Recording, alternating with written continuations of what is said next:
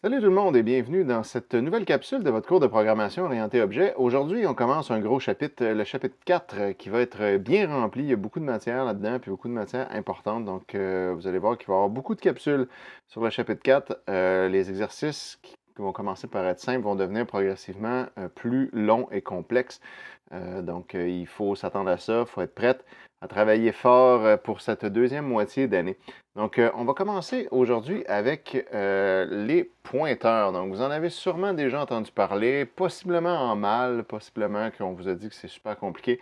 C'est pas si compliqué que ça en réalité, mais c'est vrai qu'il faut penser un peu différemment et qu'il y a beaucoup de petits détails sur lesquels il faut s'attarder. Mais on va y aller une étape à la fois, puis vous allez voir, ça va bien se passer.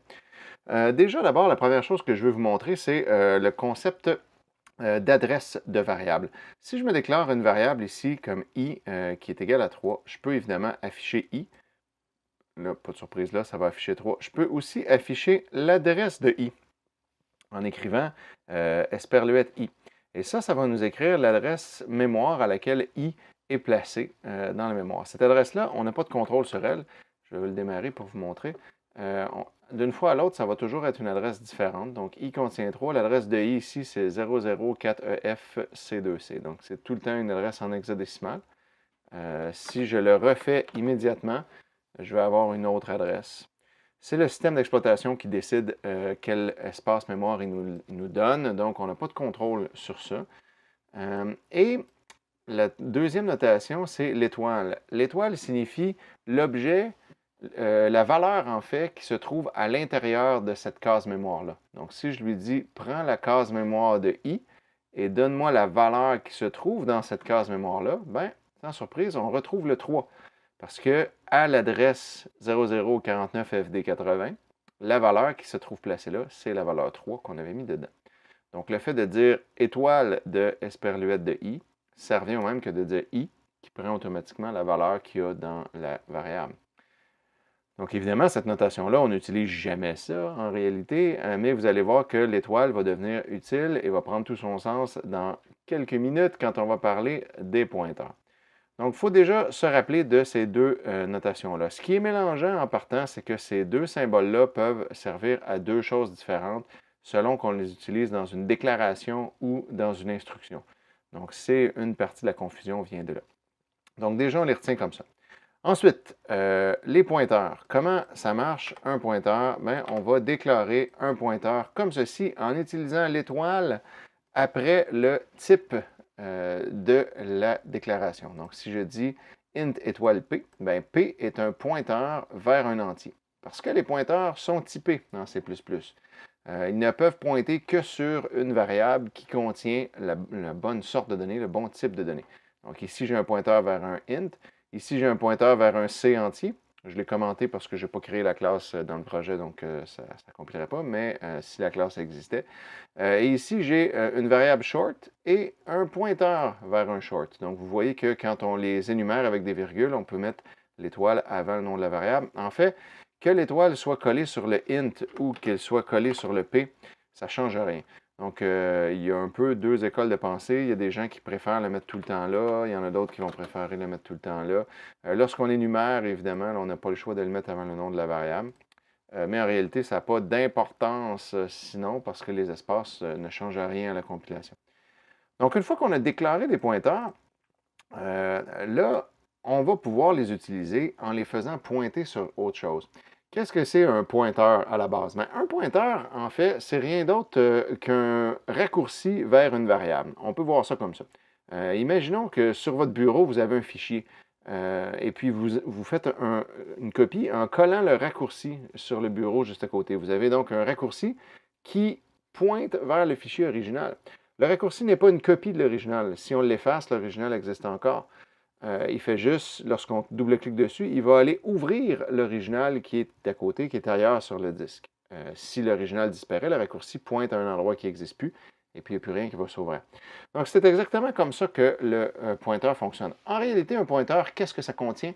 Ça contient l'adresse d'une autre variable. La même adresse que ce qu'on avait ici tout à l'heure, quand on écrivait esperluette de i, ça nous écrivait une adresse en hexa. Bien, c'est cette adresse-là qu'on va mettre dans un pointeur. Un pointeur, c'est juste ça, c'est un contenant à adresse. Donc, quand je déclare P comme un pointeur vers un entier, ce que je dis, c'est que P va contenir l'adresse d'une autre variable qui va être un entier, un int, ou ici un short ou un C entier, peu importe le type que j'ai choisi. Comment je vais faire pour mettre l'adresse dedans? Bien comme ça. Par exemple, ici, j'ai A qui est un short, j'ai B qui est un pointeur vers un short, mais je peux dire que B va être égal à l'adresse de A. Donc, l'adresse de A va être placée dans B, ce qui va vouloir dire, dans notre façon de le voir, que B pointe vers A. C'est comme ça qu'on le fait pointer. On lui donne l'adresse de A. Donc, B contient l'adresse de A, donc il pointe dessus.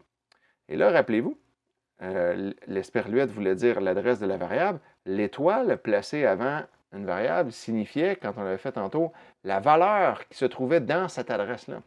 Alors, quand je dis étoile B, je veux dire la valeur pointée par B. Donc, la valeur pointée par B va être égale à 5. Donc, autrement dit, il va prendre le pointeur, va suivre le pointeur, et dans la variable qui est pointée, il va mettre la valeur 5. Et lorsqu'on va afficher A ensuite, bien A va maintenant contenir 5. Regardez, je l'exécute. Donc, A contient maintenant 5. Alors que je n'ai rien mis dans A. A, il est non initialisé ici et je ne mets jamais rien directement dedans. Mais je passe par le pointeur. B pointe vers A et je dis la case pointée par B va contenir 5. Donc, A contient 5 quand je l'affiche ensuite.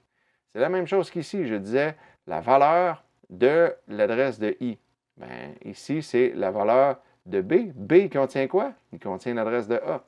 Donc, ça revient exactement au même. C'est comme ça qu'un pointeur fonctionne. On le fait pointer vers une variable en lui donnant comme valeur l'adresse de cette variable-là, et on accède à la variable vers laquelle il pointe en utilisant l'étoile avant. Et c'est ça aussi qui est mélangeant, c'est que l'étoile utilisée ici et ici ne veulent pas dire la même chose. Ici, c'est une déclaration, ici, c'est une instruction. Ce n'est pas tout à fait la même affaire. Donc ça, on va y revenir tout à l'heure.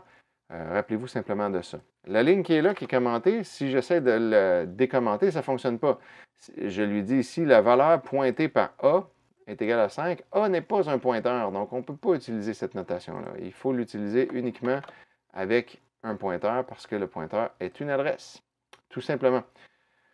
Ça peut aider de visualiser les pointeurs en les regardant comme si c'était des cases avec des flèches. C'est souvent ça qu'on va faire pour que ça soit plus clair. Donc, par exemple, ici, je me déclare A, je me déclare B comme étant un entier et je mets 3 dedans, et je déclare P comme étant un pointeur vers un entier. Je me retrouve avec cette situation-là.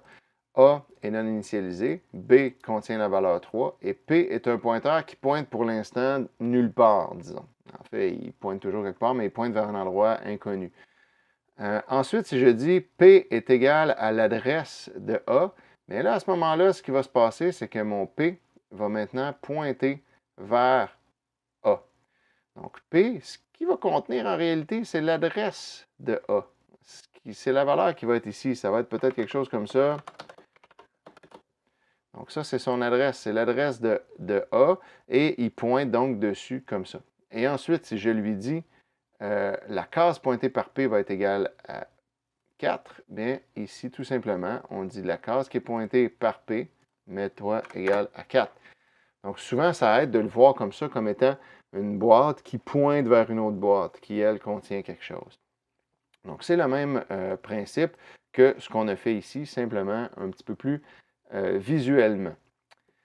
Un truc qui est important quand on travaille avec les pointeurs, c'est de les initialiser correctement et de vérifier où ils pointent avant de s'en servir. Moi, j'appelle ça la règle de check tes pointeurs.